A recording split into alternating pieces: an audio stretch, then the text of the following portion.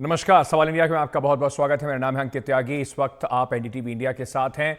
सीधे आपको उड़ीसा लिए चलते हैं, जहां पर प्रधानमंत्री नरेंद्र मोदी का दौरा इस वक्त चल रहा है। चांदीखोल और जाजपुर में विभिन्न परियोजनाओं का शिलान्यास और उद्घाटन प्रधानमंत्री नरेंद्र मोदी कर रहे हैं और उसके बाद अब एक रैली है जहां पर प्रधानमंत्री नरेंद्र मोदी शिरकत कर रहे हैं।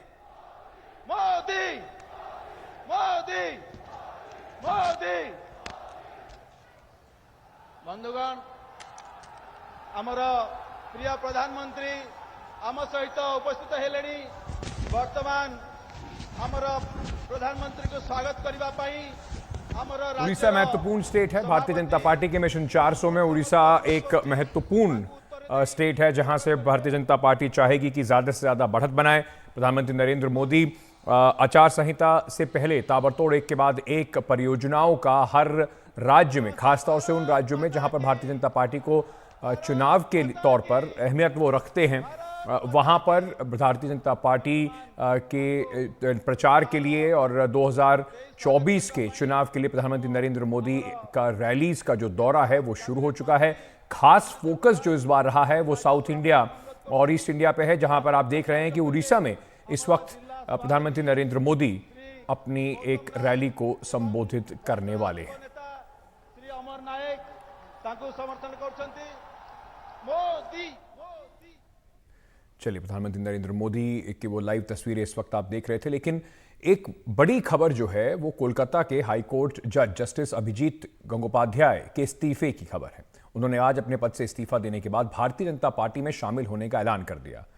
यानी कि कल तक जो पश्चिम बंगाल के जो कलकत्ता हाईकोर्ट था, वहां पर एक जज थे, वो उन्होंने एक दिन के अंदर इस्तीफा देकर राजनीतिक जिस तरीके से छलांग लगाई है उससे कई सवाल भी खड़े हो रहे हैं और उस पर राजनीतिक बयानबाजी जो है वो भी बदस्तूर जारी है। जस्टिस गांगुली ने आज प्रेस कॉन्फ्रेंस करके कहा कि वो 7 मार्च को बीजेपी में शामिल होंगे। उन्होंने ये भी कहा कि वो यहां कहां से चुनाव लड़ेंगे इसका फैसला भारतीय जनता पार्टी को करना है। जस्टिस गांगुली ने पश्चिम बंगाल में सत्तारूढ़ टीएमसी, कांग्रेस और सीपीएम पर तीखा हमला बोला। उन्होंने कहा कि टीएमसी का मतलब है करप्शन और कांग्रेस सिर्फ एक परिवार की उम्मीदवारी है। जस्टिस गांगुली पहले भी अपने फैसलों, टिप्पणी और कामकाज के तौर तरीकों को लेकर चर्चा का विषय रहे हैं। कई बार सुर्खियों में भी बने रहे हैं। 61 साल के गांगुली ने पिछले 2.5 सालों में 95 आदेश दिए, जिनमें से चर्चित शिक्षक नियुक्ति घोटाले की केंद्रीय एजेंसी की जांच, मनरेगा और अन्य केंद्रीय फंड में भ्रष्टाचार की सीबीआई की जांच जैसे आदेश शामिल हैं। इसकी वजह से ममता सरकार की आंखों में कहीं ना कहीं जस्टिस गंगोपाध्याय जो हैं, इनके आने से सीधा सीधा टीएमसी कह रही है कि ये जो फैसले उनके थे, क्या इस पर भी पुनर्विचार करने की आवश्यकता है, क्योंकि उन्होंने हाल ही में जज रहते हुए ये सब फैसले दिए जो पश्चिम बंगाल की सरकार के खिलाफ गए और उसके बाद इस्तीफा देकर वो सीधे भारतीय जनता पार्टी, जो पश्चिम बंगाल में ममता बनर्जी के खिलाफ एक बड़ी जो ऑपोजिशन के तौर पर खड़ी है, उसमें अब शामिल होने जा रहे हैं। 7 मार्च को उन्होंने कहा कि बीजेपी में शामिल हो जाएंगे। जरा उन्होंने क्या क्या कहा वो बातें आपको थोड़ी बताते हैं। उन्होंने पद से इस्तीफा देकर राजनीति में कूद गए हैं और इस चुनाव लड़ेंगे, ऐसा उनका मन है। अब कहां से लड़ेंगे ये बीजेपी को तय करना है। जस्टिस गांगुली ने टीएमसी, सीपीएम और कांग्रेस पर हमला बोलते हुए उन्हें परिवारवादी पार्टी बताया है।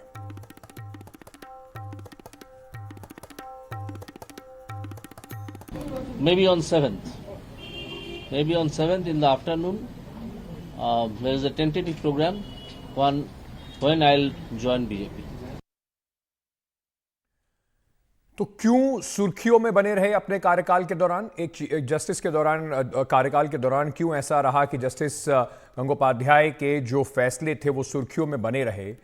उन्होंने 2018 में कोलकाता हाई कोर्ट में बतौर जज उन्हें नियुक्त किया गया था। 2.5 साल के उनके कार्यकाल में 95 आदेश आए। कई मामले जो हैं उसमें सीबीआई यानी कि केंद्रीय एजेंसियों को जांच के उन्होंने आदेश दिए थे। पश्चिम बंगाल में कथित स्कूल नौकरियों में घोटाले की जांच का उन्होंने आदेश सीबीआई को दिया। 32,000 शिक्षकों की बहाली को रद्द करने का आदेश दिया।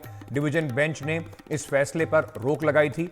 एक न्यूज चैनल को इंटरव्यू देने पर विवादों में वो घिरे रहे। सुप्रीम कोर्ट ने इंटरव्यू पर नाराजगी भी जताई थी। चलिए, मुझे अभी जानकारी मिल रही है प्रधानमंत्री नरेंद्र मोदी उड़ीसा में अपनी जो रैली है वो शुरू कर रहे हैं, तो सीधे वापस चलते हैं प्रधानमंत्री नरेंद्र मोदी की रैली पर। इतनी विशाल संख्या में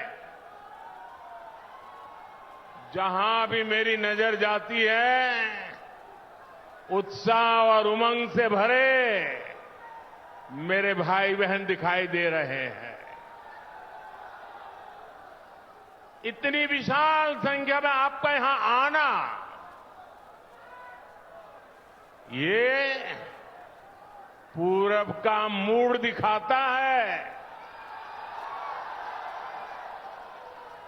उड़ीसा का संकल्प क्या है, ये आज साफ साफ नजर आ रहा है। और ये संकल्प है अब की बार 400 पार, अब की बार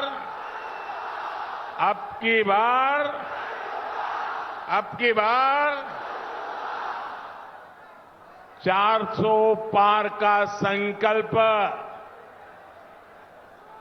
भारत को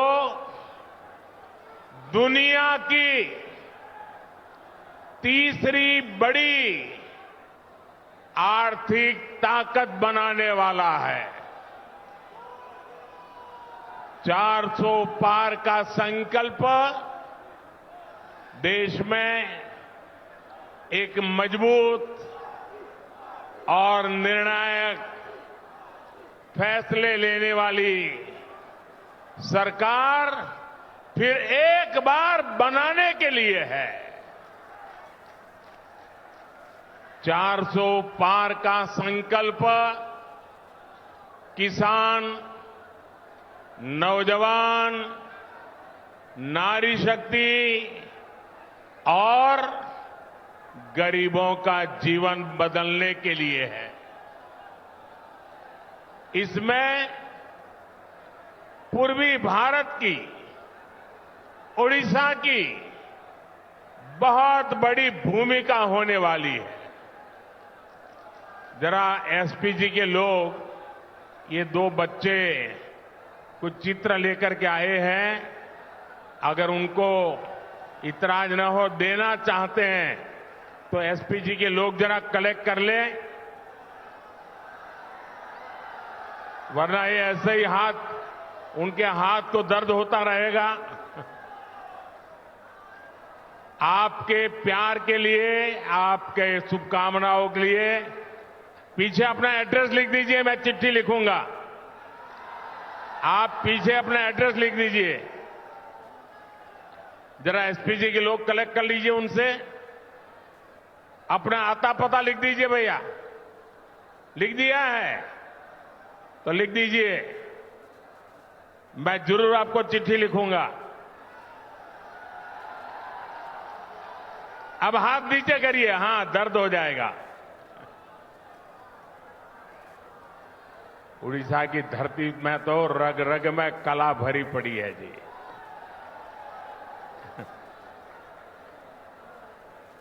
साथियों, बीते 10 वर्षों से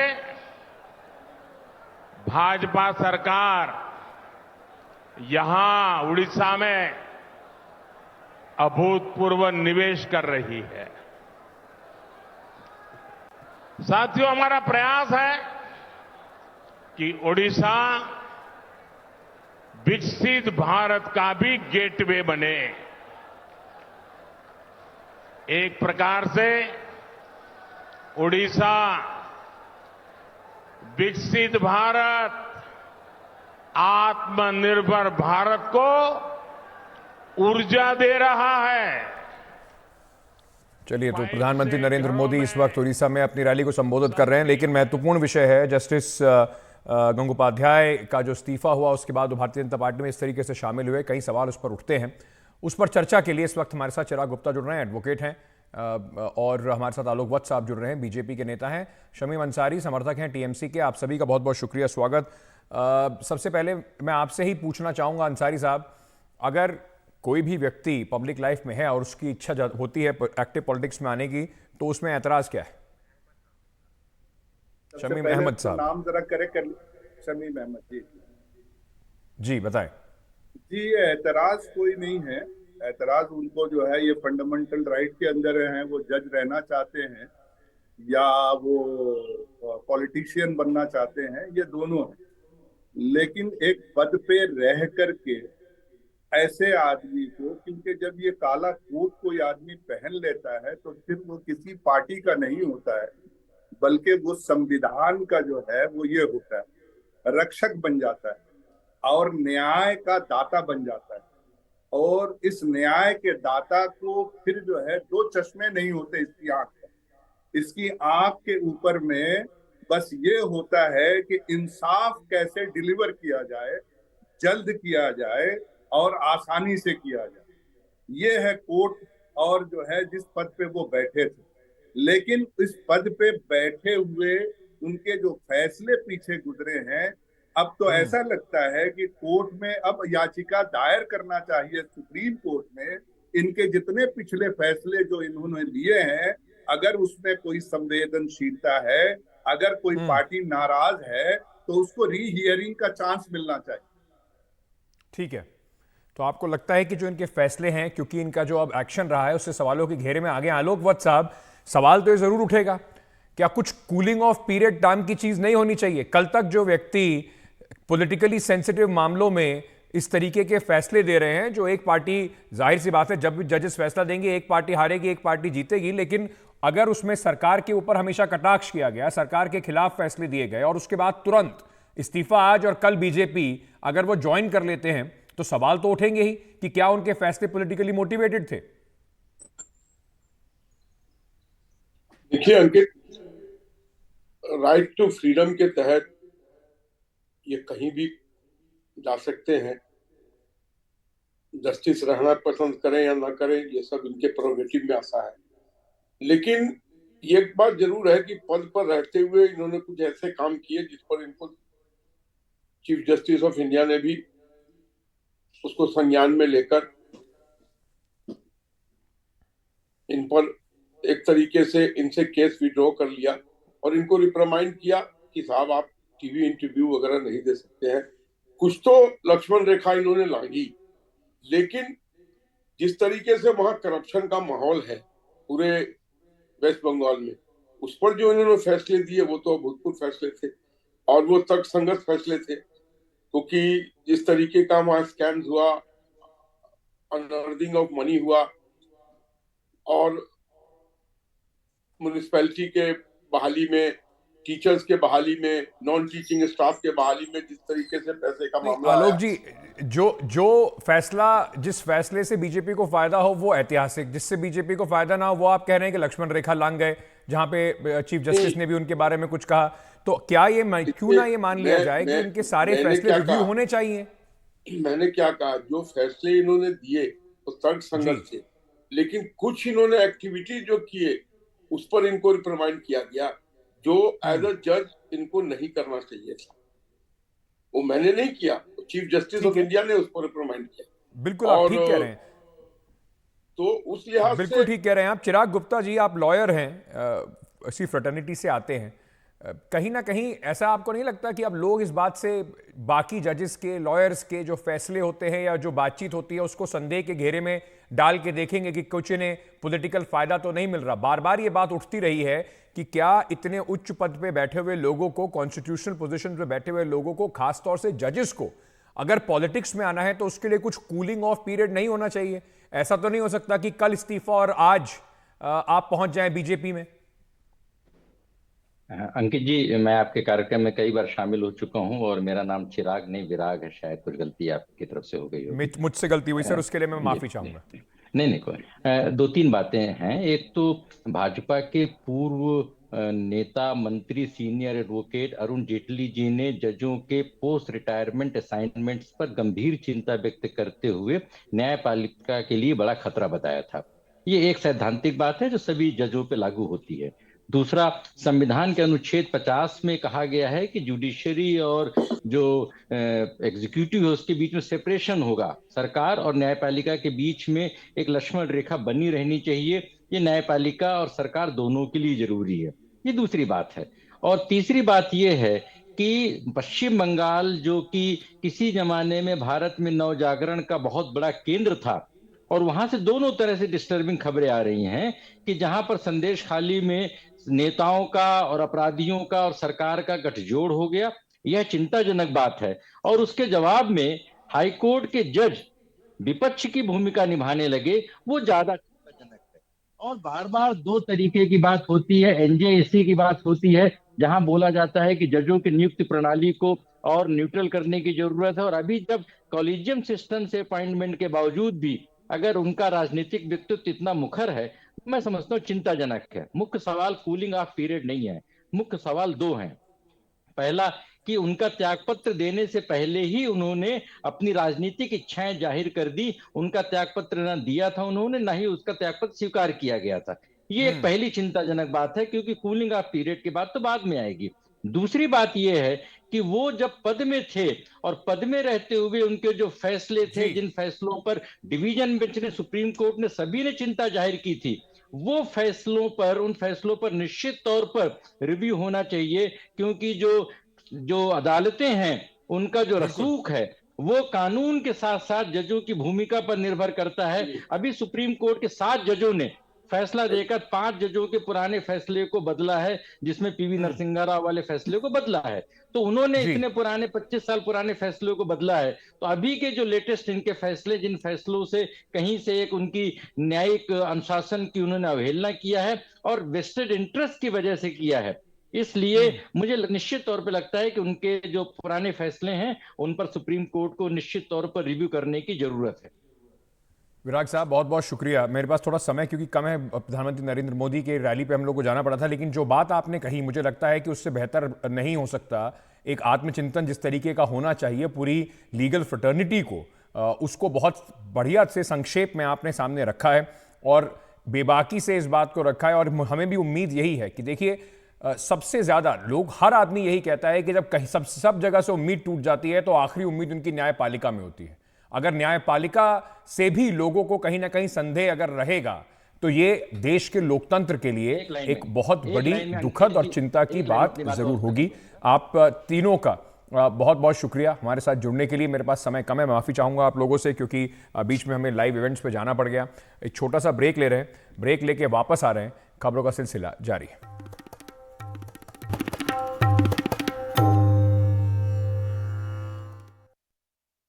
अगर आप बाहर खाना खाने जाते हैं तो ये खबर आपके लिए बड़ी चिंताजनक ज़रूर होगी। गुरुग्राम के एक रेस्टोरेंट में माउथ फ्रेशनर की जगह ड्राई आइस खाने से 5 लोगों की तबीयत खराब हो गई और इस मामले में अब एक शख्स की गिरफ्तारी हुई है। पुलिस ने इस मामले में फोरेस्टा कैफे के मैनेजर को गिरफ्तार किया है। उधर जिन 5 लोगों की तबीयत बिगड़ी थी उनमें से 2 की हालत गंभीर बनी हुई है। डॉक्टरों के मुताबिक इलाज के दौरान हाई आयोडाइज पाया गया है, ड्राई आइस जो है वो पाया गया है। पुलिस की एफआईआर में भी ड्राई आइस की बात लिखी गई है। अब पुलिस इस मामले की जांच कर रही है कि आखिर ये जानलेवा लापरवाही जो है वो किस तरीके से हुई, किसकी गलती से हुई। दरअसल ड्राई आइस का इसका इस्तेमाल कूलिंग एजेंट के रूप में किया जाता है। कई बार आप देखते हैं कि आपके घर में कोई आइसक्रीम भेजता है तो उसके नीचे एक बर्फ की परत जो होती है वो चिपकी हुई होती है। उस ड्राई आइस को खाने से काफ़ी नुकसान हो सकते हैं। मेडिकल से लेकर फूड इंडस्ट्री में इसका काफ़ी इस्तेमाल होता है। ये एकदम सूखी बर्फ़ की तरह होती है और ये पानी से बनाई हुई बर्फ़ जो है वैसी नहीं होती है। ये काफ़ी उपयोगी तो होती है लेकिन ये काफ़ी खतरनाक भी होती है, जिसका ये जो 5 व्यक्ति हैं इनके ऊपर जिस तरीके से अब इनकी बीमारी का इलाज चल रहा है उससे सामने आ रहा है।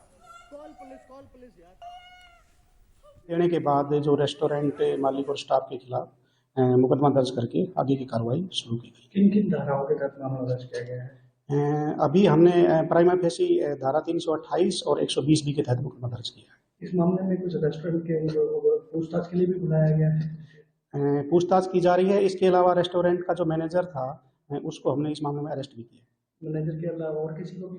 नहीं, अभी और किसी को अरेस्ट नहीं किया है। मैनेजर की पूछताछ पे और आगे जिसकी इन्वॉल्वमेंट मिलेगी उनके खिलाफ कार्रवाई की जाएगी। वहीं आजकल ड्राई आइस का इस्तेमाल जो है वो काफ़ी बढ़ गया है। आपको बताते हैं कि आखिर ड्राई आइस का जो होती है वो होती क्या है, मतलब क्यों इसका इस्तेमाल होता है, कैसे बनाई जाती है। ड्राई आइस दरअसल कार्बन डाइऑक्साइड का ही एक रूप है। ये सामान्य बर्फ़ से बहुत ज़्यादा ठंडा होता है। इसका तापमान -80 डिग्री तक होता है, जबकि सामान्य बर्फ़ का तापमान जो है वो -4 डिग्री का होता है। ड्राई आइस सामान्य बर्फ़ की तरह पिघलती नहीं है, ये बहुत खतरनाक होती है और इसे छूने से भी मना किया जाता है। आपको ये भी बता दें कि ये पिघल कर पानी की तरह, जैसे पानी की वाली जो बर्फ़ होती है पिघल कर पानी बन जाती है, बल्कि ये पानी नहीं बनती है, बल्कि ये धुआं बनकर उड़ जाती है। अधिक तापमान में आने से ये गैस में बदल जाती है और उड़ जाती है। तो ये ड्राई आइस जो है, इसको अगर आप खा लें, उससे आपके क्या नुकसान हो सकता है, घर में भी आपके कई बार आती होगी, उसको आप हाथ लगा कर देखें और उसके बाद ज़रूर ध्यान रखें कि अपने हाथ धो लें। लेकिन इसका क्या क्या नुकसान होते हैं, कैसे आपके ऊपर इसकी परेशानी आपके लिए खड़ी कर सकती है। ड्राई आइस शरीर के लिए काफ़ी खतरनाक होती है। खाते ही मुंह में गर्मी से जो है वो पिघलने लगती है और मुंह में तेज़ी से फैल जाती है। पिघलते ही कार्बन डाइऑक्साइड का ये रूप ले लेती है, उसमें बदल जाती है। मुंह के जो टिश्यूज़ हैं और सेल्स हैं उन्हें नुकसान पहुंचाती है। ये तालू से चिपकती है और इससे खून भी आ सकता है। ड्राई आइस को स्किन से भी दूर रखने को कहा जाता है। कपड़ों या दस्तानों को पहनकर इसे छूने की सलाह दी जाती है। स्किन के संपर्क में आने में ब्लीडिंग का ये कारण बन सकती है। इसका इस्तेमाल कूलिंग एजेंट के तौर पर किया जाता है और मेडिकल से लेकर फूड इंडस्ट्री में इसका काफ़ी इस्तेमाल होता है। साथ ही साथ फोटोशूट और थिएटर में भी इसका धड़ल्ले से उपयोग किया जाता है। इसकी वजह से जो वजह है कि जैसे गर्म पानी में डालते ही धुआं जो है वो निकलता है और वो जो इलाका है वो बर्फ की तरह ही लगता है, जो कि घने बादल या कोहरे का इफेक्ट जो है वो फिल्मों में और म्यूजिक वीडियोस में देता है।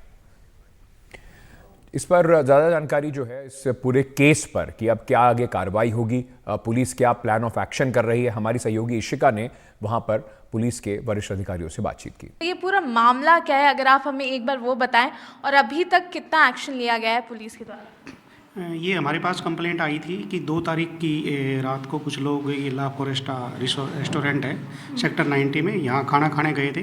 खाना खाने के बाद इनको एज ए माउथ फ्रेशनर कुछ ऑफर किया गया और उसके खाने के बाद इनको माउथ से ब्लीडिंग और वोमिटिंग शुरू हो गई थी, जिस पे कंप्लेंट देने के बाद हमने FIR दर्ज की और इसकी गहनता से जांच की जा रही है। ये भी पता किया जा रहा है कि वो केमिकल था क्या, और इसमें अभी तक जो रेस्टोरेंट का मैनेजर था उसकी लापरवाही अभी तक सामने आई है, उसको अरेस्ट किया गया है और अगर किसी की लापरवाही सामने आई उसके खिलाफ भी कार्रवाई की जाएगी। सर, अगर हम बात करें विक्टिम्स की, तो जो वो 5 लोग थे जिन्हें हॉस्पिटल में एडमिट किया गया था, अभी उनकी फ़िलहाल कैसी कंडीशन? वो उनकी हेल्थ ठीक है। उनमें से 3 लोग तो डिस्चार्ज हो चुके हैं, 2 लोग अभी अंडर ट्रीटमेंट हैं, बाकी आउट ऑफ डेंजर है।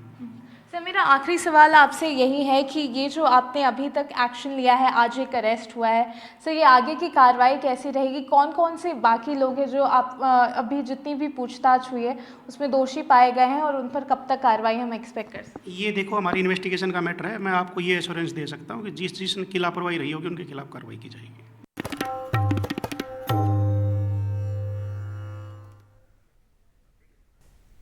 झारखंड में एक विदेशी महिला के सामूहिक बलात्कार की घटना से न सिर्फ देश की जो एक इमेज है उसको धक्का लगा है, बल्कि इस मामले से हड़कंप भी मचा हुआ है। झारखंड हाईकोर्ट ने अब स्वतः संज्ञान लेते हुए इस पूरे मामले को की जो है वो जांच की तरफ हाईकोर्ट जो है वो देख रहा है। हालांकि पुलिस ने गैंगरेप के 7 में से 3 आरोपियों को गिरफ्तार कर लिया है और उन आरोपियों से पूछताछ जारी है। लेकिन अब झारखंड में एक और महिला की गैंगरेप की घटना से पूरा जो राज्य है उसको हिला दिया है, शर्मसार कर दिया है। ये घटना पलामू के विश्रामपुर इलाके में हुई है, जहां छत्तीसगढ़ के रहने वाली 21 साल की एक युवती के साथ गैंगरेप हुआ। युवती यहां स्टेज परफॉर्मेंस देने आई थी और 2 मार्च की ये वारदात बताई जा रही है। अब 2 आरोपियों को गिरफ्तार कर लिया गया है, जबकि तीसरा आरोपी फरार है, जिसकी तलाश में पुलिस जुटी हुई है। महिला के सहकर्मियों पर दुष्कर्म का आरोप लगा है। पीड़िता को अस्पताल में भर्ती कराया गया है, जहां उसका इलाज चल रहा है। एक के बाद एक 2 ऐसी घटनाओं से प्रदेश की कानून व्यवस्था पर बड़े सवाल खड़े हुए।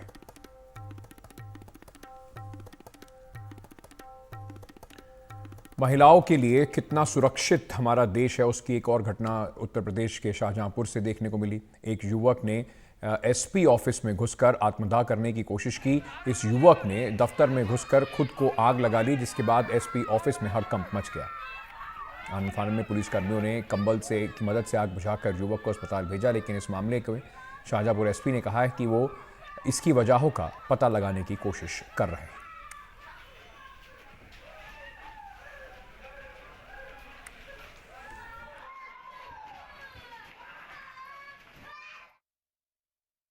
आज करीब दिन में 12 बजे ऑफिस के बाहर की तरफ ये इनके द्वारा किन्हीं लोगों के द्वारा उकसाने के उपरांत आग लगा दी गई है। तुरंत से हमारा जो स्टाफ था उन्होंने तुरंत से आग को बुझाया और हमारी जो स्कोर थी उसे तुरंत से अस्पताल भेजाया, जहाँ पे उपचार चल रहे हैं और उनसे बात की जा रही है। इसके पीछे क्या कारण रहा है उसके संबंध में जो जांच है उसको हमने एसपीसीटी को जांच के लिए दिया है कि जो भी इसके पीछे कारण रहा होगा और जिसमें भी इसकी गलती रही होगी उसके खिलाफ कार्रवाई की जाएगी। और अभी अस्पताल से मालूम किया है तो अभी उनकी स्थिति ठीक है।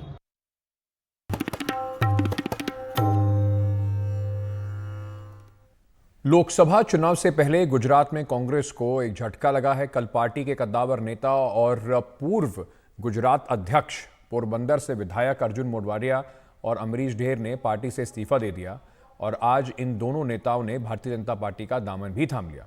मोढवाडिया पूर्व कांग्रेस अध्यक्ष भी रह चुके हैं और 2 बार विधायक रह चुके हैं।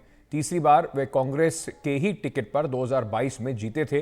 मोढवाडिया ने राम मंदिर प्राण प्रतिष्ठा समारोह को लेकर कांग्रेस के स्टैंड का विरोध किया था। इसके बाद से ही उनकी बीजेपी में शामिल होने की अटकलें शुरू हो गई थी।